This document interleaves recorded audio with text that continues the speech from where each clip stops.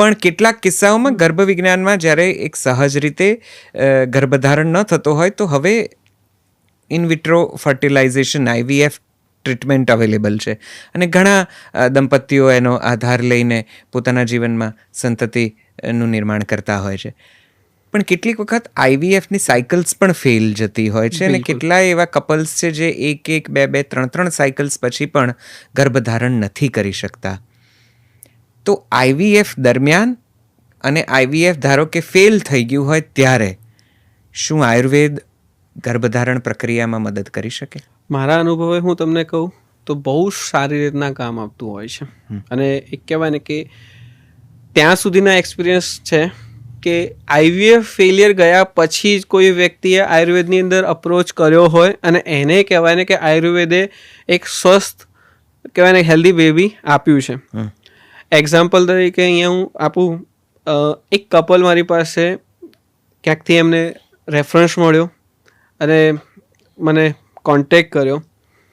એમની આખી હિસ્ટ્રી જ્યારે લીધી, મેરિડ લાઈફને 15 વર્ષથી ઉપર પતી ગયા છે.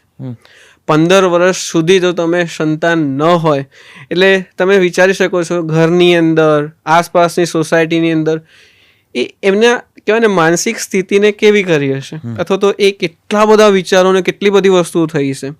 અહીંયા એક થોડુંક સમય લઈશું જી કે 15 વર્ષની અંદર IUI, IVF બધા જ પ્રયત્નો કરી ચૂક્યા છે. એટલા હદે ચેલેન્જિંગ હતું કે બાયલેટરલ ટ્યુબેલ બ્લોકેજ. ટ્યુબેલ બ્લોકેજ એટલે બંને નળીઓ જે છે એ બંધ છે.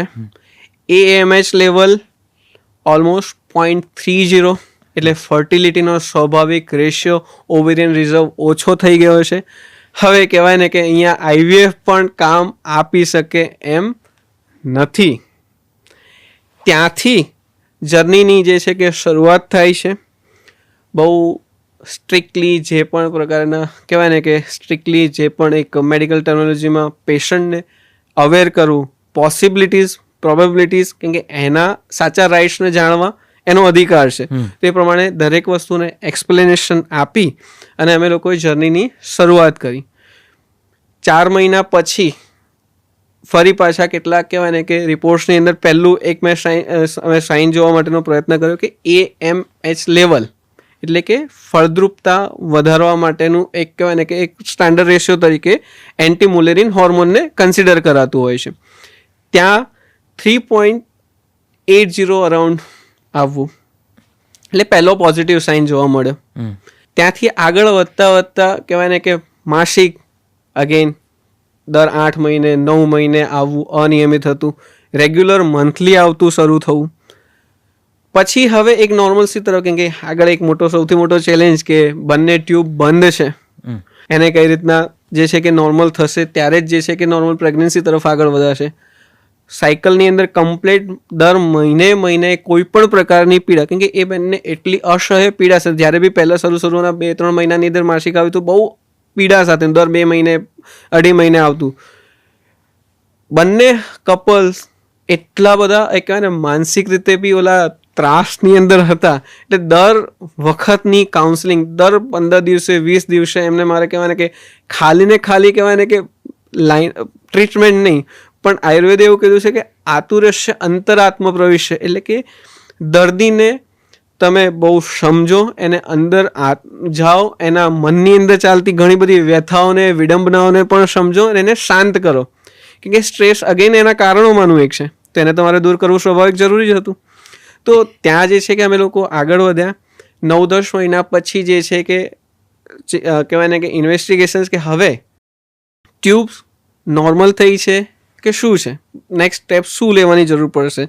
તો એ વિષય ઉપર જ્યારે અમે લોકોએ ઇન્વેસ્ટિગેશન કર્યું ત્યારે કહેવાય ને કે જોવા મળ્યું છે કે બાયલેટરલ, એટલે કે બંને ટ્યુબ નોર્મલ થઈ ચૂકી છે, ઓપન થઈ ચૂકી છે અને સરળતાથી હવે એ સામાન્ય રીતે ગર્ભધારણ કરવા માટે થઈ શકે એટલી સબળ બની ચૂકી છે. આજે એ ઘરની અંદર કહેવાય ને કે સ્વસ્થ બાળક આવી ચૂક્યું છે.